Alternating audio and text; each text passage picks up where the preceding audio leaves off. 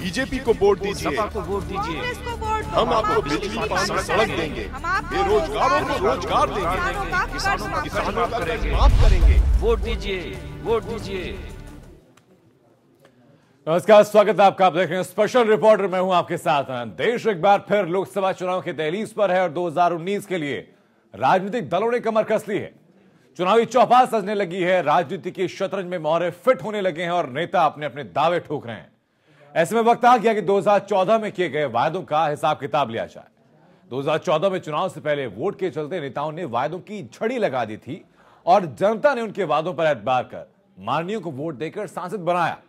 अब करीब 4.5 साल बाद सांसद महोदय जनता की उम्मीदों पर कितना खरा उतर पाए, इसकी पड़ताल जरूरी हो जाती है। 2014 के लोकसभा चुनाव में नेताओं ने जिन वादों को लेकर जनता से वोट मांगे, उन वादों को कितना पूरा कर पाए। अब खुद जनता जनार्दन ने माननीय सांसदों का बही खाता तैयार किया और इसी के आधार पर 2019 में मतदान करेंगे। तो चलिए आपको उत्तर प्रदेश के देवरिया संसदीय क्षेत्र ले चलते हैं और देखते हैं कि यहां के बीजेपी सांसद कलराज मिश्र ने अपने संसदीय क्षेत्र में कितना काम किया। को वोट दीजिए, सपा को वोट दीजिए। हम आपको बिजली, पानी, सड़क देंगे, बेरोजगारों को रोजगार देंगे, किसानों का कर्ज माफ करेंगे। वोट दीजिए, वोट दीजिए। कलराज मिश्र बीजेपी की राजनीति में बड़ा रसूख रखते हैं। कलराज मिश्र ने आरएसएस के जरिए राजनीति में कदम रखा और बीजेपी को देश की राजनीति में स्थापित करने में बड़ी भूमिका निभाई। कलराज मिश्र इस वक्त देवरिया संसदीय सीट से सांसद हैं और 2014 में मोदी सरकार बनने के बाद 26 मई 2014 को उन्हें केंद्र में सूक्ष्म, लघु एवं मध्यम उद्योग मंत्री बनाया गया।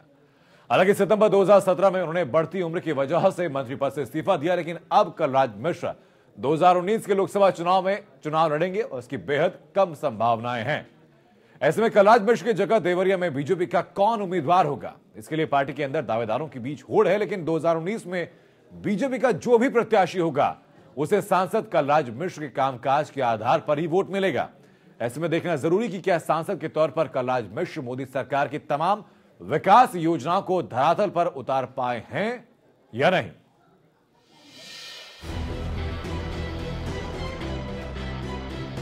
पूर्वी उत्तर प्रदेश के देवरिया संसदीय सीट की भारतीय राजनीति में अहम भूमिका है।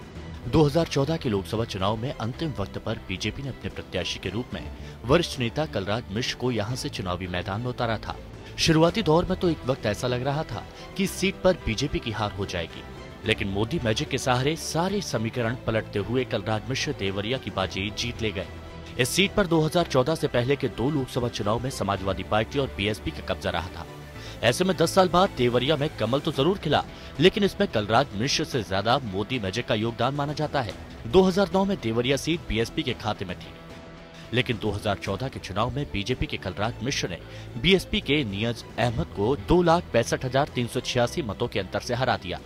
इस चुनाव में कलराज मिश्र को 4,96,500 वोट मिले थे, जबकि बीएसपी के नियाज अहमद को 2,31,114 वोट मिले थे। समाजवादी पार्टी के बालेश्वर को 1,50,851 वोट के साथ तीसरे स्थान पर रहना पड़ा था। कांग्रेस के सबाकुवर को महज 37,752 वोट के साथ चौथे नंबर पर संतोष करना पड़ा था। देवरिया संसदीय सीट के अंतर्गत 5 विधानसभा क्षेत्र पड़ते हैं, जिसमें देवरिया सदर सीट, रामपुर कारखाना और पथरदेवा विधानसभा क्षेत्र के साथ पड़ोसी जिले कुशीनगर के 2 विधानसभा क्षेत्र फजल नगर और तमकुहीराज भी देवरिया संसदीय सीट में पड़ता है। देवरिया के जातीय समीकरण को देखें तो यहाँ बीएसपी का मतदाता वर्ग ही एकजुट होता रहा है, लेकिन 2014 में उसमें भी सेंध लग गई। वैसे एक बात तो हर दम दिखती है, वो है अल्पसंख्यक मतदाताओं को बीजेपी को टक्कर देने वाले प्रत्याशी के पक्ष में वोटिंग करना। 2019 का लोकसभा चुनाव अब नजदीक है तो देवरिया में एक बार फिर से राजनीतिक सरगर्मी तेज हो गई है। इस बार मोदी का मैजिक काम आएगा या फिर जातीय आंकड़ों का ही डंका बजेगा। वैसे पूर्व केंद्रीय मंत्री कलराज मिश्र के बारे में कयास लगाया जा रहा है कि वो अपनी पारी खेल चुके हैं। ऐसे में माना जा रहा है कि उम्र के इस दहलीज पर पार्टी उन पर दोबारा दाव नहीं खेलेगी। हालांकि कलराज मिश्र बीजेपी के बड़े नेता हैं और पूरी तरह से उन्हें दरकिनार नहीं किया जा सकता। 2019 का चुनाव कलराज मिश्र लड़ेंगे या नहीं, ये तो कुछ वक्त बाद ही तय हो जाएगा, लेकिन 2019 में बीजेपी का जो भी प्रत्याशी होगा उसे सांसद कलराज मिश्र के कामकाज के आधार पर ही वोट मिलेगा। ऐसे में देखना जरूरी है कि क्या सांसद के तौर पर कलराज मिश्र मोदी सरकार की तमाम विकास की योजनाओं को धरातल पर उतार पाए या नहीं। Bureau report, APM। Kalraj Mishra BJP के वरिष्ठ और दिग्गज नेता हैं। करीब 2 साल से ज्यादा वक्त तक वो केंद्र सरकार में सूक्ष्म लघु और मध्यम उद्योग मंत्री रहे। ऐसे में जाहिर है कि देवरिया की जनता की उनसे उम्मीदें औरों की अपेक्षा ज्यादा थी। लेकिन अब जबकि सांसद कलराज मिश्र कार्यकाल खत्म होने को है, तो क्या वो अपने संसदीय क्षेत्र देवरिया की जनता की उम्मीदों पर खरा उतर पाए हैं? ये जानने के लिए हमने देवरिया के लोगों से बातचीत की। उनका अपने सांसद के बारे में क्या राय है, ये आप भी सुनिए। लोकसभा चुनाव जो अवसर पर है 2019 का, वो सच्चाई जानने के लिए कि ये लोकसभा चुनाव में सांसद कलराज मिश्रा जी द्वारा क्या किया गया, क्या उपलब्धियाँ रही, लोग कितना जो है उसको पसंद करते हैं, उनके कार्यों को कितना पसंद करते हैं। आइए हम उसका सच जानने का प्रयास कर रहे हैं। मोदी जी का नारा है कि सबका साथ सबका विकास, तो ये सच्चाई क्या है, लोग क्या उनके कार्यों को किस तरीके से समझ रहे हैं, हम जानना चाहेंगे। चंदन जी, क्या ये बताइए कि अभी जो है लोकसभा चुनाव आने वाले हैं 2019 का, अभी अगला लोकसभा चुनाव आने वाला है, ये सांसद कलराज मिश्रा जी देवरिया के लिए क्या उन्होंने किया है जनता के लिए? देखिए, देवरिया के लिए उन्होंने कुछ किया या ना किया, उनके जीतने के बाद यहाँ लघु कुटीर उद्योग या अन्य उद्योग स्थापित होने चाहिए, जो उस पर विकास का काम नहीं हो पाया। उसके बाद से सड़क भी अव्यवस्थित है, यहाँ की जनता त्रस्त है। थोड़ी बहुत बिजली की समस्या थी, वो ख़त्म हुई है, लेकिन स्वास्थ्य के मामले में भी यहाँ की जनता त्रस्त है। ये सड़क बाईपास जो बनने वाला था देवरिया का, क्या हुआ उसमें? अभी रुका हुआ है, उसके बारे में अभी उनका कहना है कि उसके बारे में उनको स्पष्ट जानकारी नहीं दे पा रहे हैं, लेकिन हम लोग को उम्मीद थी कि ये रोजगार के अवसर देवरिया के लिए प्रदान करेंगे, यहाँ के युवाओं को रोजगार मिलेगा उनके लघु उद्योग मंत्री बनने के बाद, लेकिन ऐसा कुछ नहीं। ये सच्चाई अभी आपने चंदन जी ने बताया है। आप जब कहिए, क्या नाम आपका, कहाँ से आप हैं? अच्छा, क्या सांसद जी ने क्या अभी तक किया है, क्या उपलब्धियाँ रही है? शहर में तो जो उपलब्धि है दिख ही रहा है। उन्होंने मेडिकल कॉलेज के लिए प्रयासरत करके मेडिकल कॉलेज बनवाया। रोजगार के अवसर क्या उपलब्ध किया? रोजगार के अवसर तो अपने मानक के अनुसार जितना था उन्होंने दिलवाया ही होगा, इसके बारे में उनको पूरी जानकारी। बैतालपुर चीनी मिल बंद है, देवरिया चीनी मिल चलना बंद है, चाहिए। सारी चीनी मिलें बंद हैं। देवरिया की चीनी मिलें जो है पूर्वत सरकारों ने बेच दी, तो इस पर तो कोई बात नहीं है, लेकिन चलनी चाहिए, जिससे हजारों लोग नए लोगों का रोजगार मिले। ये क्या नाम आपका? विकास जी, क्या उपलब्धियाँ रही हैं सांसद कलराज मिश्रा जी की? इन्होंने 5 साल देवरिया को पीछे कर दिया। इनके कार्यकाल में भूमाफियाओं का वर्चस्व रहा, इन्होंने भूमाफियाओं को संरक्षण दिया, और इनके कार्यकाल में एक ट्रामा सेंटर का उद्घाटन हुआ, और ट्रामा सेंटर एकदम भूतखाना जैसा है।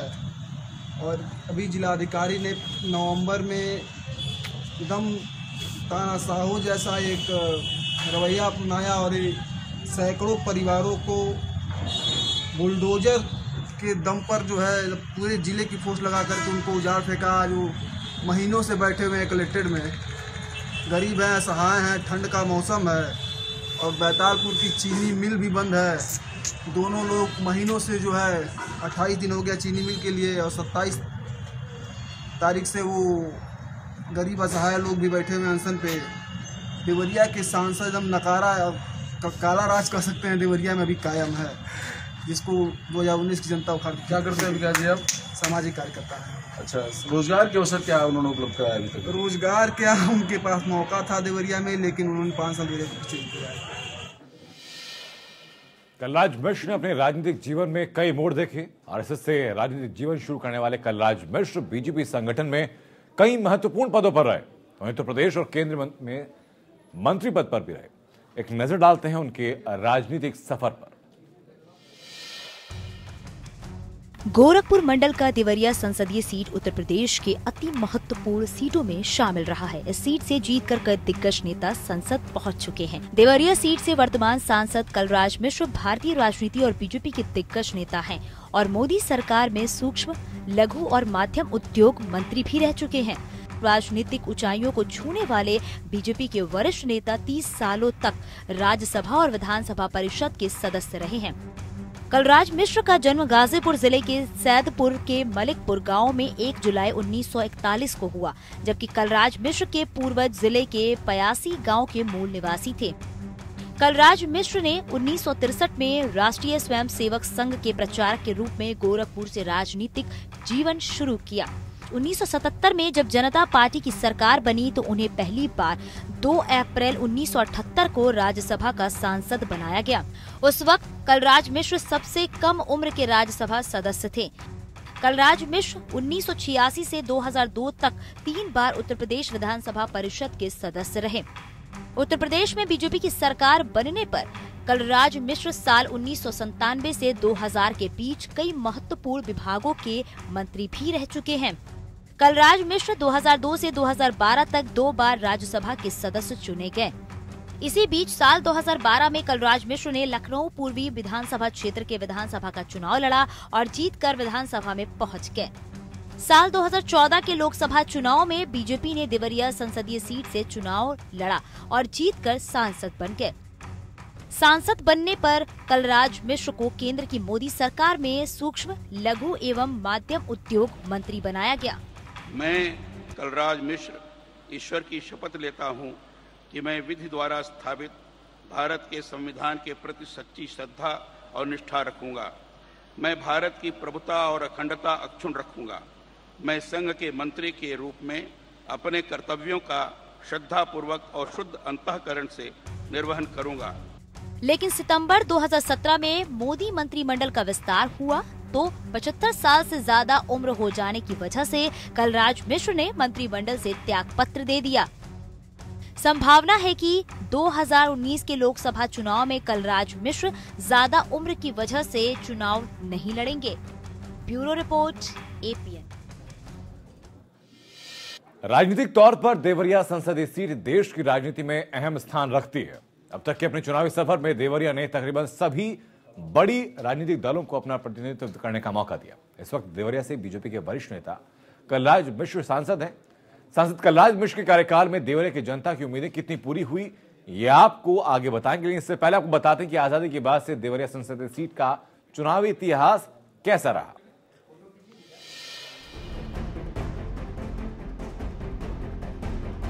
1952 में गोरखपुर से अलग हुआ देवरिया जिला कभी गन्ना की खेती के लिए जाना जाता था। क्षेत्र में 14 चीनी मिलें थीं, लेकिन सरकारी उदासीनता के चलते गन्ने का बकाया मूल्य भुगतान न होने के कारण यहाँ के किसानों का गन्ने की खेती से मोह भंग होता गया। ऐसे में गन्ना किसानों का मुद्दा यहाँ हर चुनाव में उछलता आया है। इसके अलावा महंगाई, सड़क, बिजली और पानी जैसे स्थानीय मुद्दे भी चुनावों में पार्टियों के प्रमुख एजेंडे में शामिल रहे हैं और इन्हीं के आधार पर देवरिया संसदीय क्षेत्र की जनता अपना सांसद चुनते आई है। अगर देवरिया लोकसभा सीट के चुनावी इतिहास पर गौर करें तो अलग देवरिया संसदीय सीट 1957 में अस्तित्व में आया। 1957 के लोकसभा चुनाव में देवरिया की जनता ने सोशलिस्ट पार्टी के रामजी वर्मा को अपना सांसद चुना, लेकिन 5 साल बाद जब 1962 में लोकसभा चुनाव हुए तो कांग्रेस के विश्वनाथ राय ने देवरिया सीट पर कब्जा कर लिया। विश्वनाथ राय ने लगातार 3 बार यानी 1962, 1967 और 1971 में देवरिया का प्रतिनिधित्व किया, लेकिन 1977 में जब पूरे देश में कांग्रेस विरोधी लहर चल रही थी तो देवरिया की जनता ने भी अपने 3 बार के कांग्रेसी सांसद विश्वनाथ राय को गद्दी से उतारकर भारतीय लोक दल के उग्रसेन को देवरिया की सांसदी सौंप दी। जब 3 साल बाद जनता सरकार के गिर जाने के बाद देश में मध्यावधि चुनाव की नौबत आई तो देवरिया की जनता ने एक बार फिर कांग्रेस पर भरोसा जताया और 1980 के लोकसभा चुनाव में कांग्रेस के रामायण राय को सांसद बना दिया। 1984 के लोकसभा चुनाव में भी देवरिया में कांग्रेस ने ही बाजी मारी, लेकिन इस बार कांग्रेस उम्मीदवार के तौर पर राम मंडल पांडे मैदान में थे और जनता ने उन्हें भी जीत का सेहरा पहनाया। 1989 के चुनाव के वक्त राजमंडल पांडे ने कांग्रेस को छोड़कर जनता दल का दामन थाम लिया, लेकिन देवरिया की जनता का भरोसा उन पर बरकरार रहा। यही वजह रही कि 1989 में जनता ने एक बार फिर उन्हें अपना सांसद चुना। 1991 के चुनाव में जनता ने जनता दल के मोहन सिंह को देवरिया का प्रतिनिधित्व करने का मौका दिया। 5 साल बाद 1996 में देवरिया में लोकसभा चुनाव हुए तो यहाँ की राजनीतिक फिजा में केसरिया रंग छा गया। पहली बार देवरिया संसदीय सीट पर बीजेपी की जीत हुई और इस जीत का सेहरा प्रकाश मणि त्रिपाठी के सिर पर सजा। लेकिन 2 साल बाद देवरिया की राजनीति में समाजवादी पार्टी ने अपना दम दिखाया और 1998 में समाजवादी पार्टी के उम्मीदवार मोहन सिंह ने देवरिया सीट पर जीत दर्ज की। देश में सियासी उठापटक के बाद जब 1 साल बाद यानी 1999 में लोकसभा चुनाव हुए तो देवरिया से बीजेपी के श्री प्रकाश मणि त्रिपाठी ने समाजवादी पार्टी के मोहन सिंह से ये सीट छीन ली। हालांकि 2004 के लोकसभा चुनाव में समाजवादी पार्टी के मोहन सिंह ने बीजेपी के श्री प्रकाश मणि को हराकर पिछली हार का बदला ले लिया। बीजेपी और समाजवादी पार्टी के बीच सियासी घमासान के बीच देवरिया की राजनीति में बीएसपी का तेजी से उदय हुआ और 2009 के लोकसभा चुनाव में बीएसपी के गोरख प्रसाद जायसवाल ने देवरिया सीट पर कब्जा कर लिया। 2014 के चुनाव के वक्त बीजेपी ने अपने दिग्गज नेता कलराज मिश्र को देवरिया संसदीय सीट से उम्मीदवार बनाकर सभी को चौंका दिया था।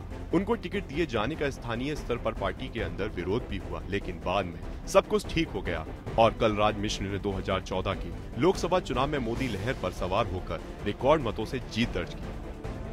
Bureau report, APN. और चलिए अब आपको देवरिया के कुछ और वोटर्स से मिलाते हैं और जानते हैं कि 2014 के वक्त कलराज मिश्र ने जो वादे किए थे, 4.5 साल से ज्यादा वक्त बीत जाने के बाद वायदे क्या पूरे हो सके हैं? आगे जानना चाहते हैं।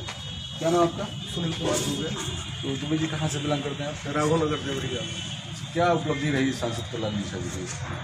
आज तक देवरिया के इतिहास में जितने भी सांसद हुए हैं, सबसे अच्छा काम इन्होंने किया है। मेडिकल कॉलेज इन्होंने बनवाया, रोडें बनवाई। बाईपास जो बन रहा है अभी हुआ कि प्रस्ताव हो गया है, क्या क्या प्रगति है उसकी? हो रहा है, समय लगेगा। और बेरोजगारों के लिए उन्होंने एक बहुत बड़ा काम किया है। देवरिया कुशीनगर में बेरोजगारों के लिए मेला लगता है, सैकड़ों हजारों की संख्या में जाते हैं हम लोग, उनको नियुक्ति मिलती है। उन्होंने काम बहुत अच्छा किया। आप जो ये क्या सांसद कलराज मिश्र जी ने इन 5 सालों में क्या किया है? सर कलराज मिश्र जी ने 5 साल में 100% बेरोजगारी के लिए मेला लगाते हैं, कॉलेज बाईपास 5 साल के सांसद कितना करा सकता है? इन्होंने केंद्रीय विद्यालय का निर्माण अभी शुरू नहीं हुआ है। केंद्रीय विद्यालय शिलान्यास हो गए 6 महीने, अभी तक काम नहीं लगा, उसके बारे में क्या कहना चाहेंगे? प्रदेश सरकार और केंद्र सरकार दोनों का काम चल रहा है, इतना जल्दी भी सब कुछ नहीं हो पाता। तो आप उनके कार्यों से संतुष्ट हैं? 100% संतुष्ट हैं। अभी तक जितने सांसद हुए उसमें 100% भी खरा उतरे हैं। क्या नाम? जहाँ प्रताप जी, क्या नाम आपका? अच्छा पांडे जी, क्या उपलब्धियाँ रही सांसद जी की? देखिए, सांसद जी के बारे में मैं कुछ नहीं बता सकता क्योंकि कुछ नहीं कर रहे हैं। और मोदी का कुछ देन है, कुछ काम दिखाई दे रहा है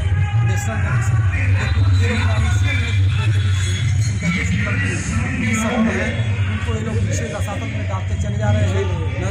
5 जो कहा जाता है ब्राह्मण, क्षत्रिय, वैश्य, ये सभी लोग परेशान हैं। केवल इन लोगों को रचनात्मक काम करना है। मोदी तो चाहता है, इसमें ये लोग क्या करते हैं, क्या धरते हैं, इसका केंद्र से मोदी के कामों पे मैं संतुष्ट हूँ। जब इंटरनेशनल नेशनल प्रोग्राम सही है, लेकिन यहाँ पे जो सांसद हैं, एमएलए हैं हमारे भाजपा के, सब हमारे सवालों के विरोधी हैं। कलराज मिश्र जैसा हम लोग सोचते थे कि आएंगे हमारे प्रदेश में, देवरिया में आएंगे, हम लोग काम दिखाई देगा, हम लोगों को भी साथ करेंगे, निम्न स्तर के लोग भी साथ करेंगे, लेकिन ऐसा नहीं। जैसे लगता है कि ये संगठित लोगों की सहायता है। आप उनके कार्यों से ना हम सब कुछ हमारे, यदि उनको पता चल जाए कि कोई ब्राह्मण आया है, सवर्ण आया है, तो लोग मुँह घुमा लेते हैं। अब कोई अभी चला जाएगा बिचौलिया, तो उससे काम कराएंगे, उससे संतुष्ट रहेंगे। जो भी आप फरियाद लेके जाएंगे आपकी सुनी नहीं, किसी न किसी बहाने से टाल दिया जाता है। मैं चीनी मिल से रिटायर हूँ, DRS लिया हूँ। उस चीनी मिल के लिए तमाम और लोगों का हो गया, मैं गया तो कि नहीं अभी नहीं जगह है, मैं क्या करूँ। 65 वर्ष तक मुझे दिया गया, मेरा छाट दिया गया, नहीं हुआ। ऐसे लोगों से मैं बात करूँ, वोट तो देना मेरी मजबूरी है कि मैं भाजपा को वोट दे रहा हूँ, लेकिन अब मुश्किल आप करेंगे आगे। वोट को मैं निगेटिव दूंगा, पक्ष में नहीं दूंगा। जब ऐसे ही चलेगा तो कैसे दिया जाएगा? आप बताइए कि हम बिके हुए हैं क्या किसी से? हाँ, नेशनल मैं क्या बोलते हैं मैं एक जनता हूँ, गरीब जनता हूँ, ब्राह्मण हूँ, कमाता हूँ, खाता हूँ, दिन कहीं मेहनत सोचा के खाया जाता है, लेकिन इस तरह से तकलीफ नहीं हुआ था जिस पहले हुआ। मायावती तो वही थी, मुलायम वही थी, उसी तरह से ये भी करेंगे तो बताइए हम क्या इन पर विश्वास करेंगे? मोदी से मैं संतुष्ट हूँ, लेकिन प्रोविंशियल में जो गवर्नमेंट चल रही है उससे संतुष्ट नहीं हूँ, आना में कर रहा। ये सच्चाई है सांसद कलराज मिश्र जी के बारे में। जनता यहाँ की जो रही है, लोगों ने अपने विचार व्यक्त किए हैं। तो स्पेशल रिपोर्ट में फिलहाल सिर्फ इतना ही होता है। ब्रेक कैमरे के उस पार खबरें लगातार एपीएन पर जारी रहेंगी। को वोट दीजिए, सपा को वोट दीजिए, हम आपको बिजली पानी सड़क देंगे, बेरोजगारों को रोजगार देंगे, किसानों का कर्ज माफ करेंगे। माफ करेंगे। वोट दीजिए, वोट दीजिए।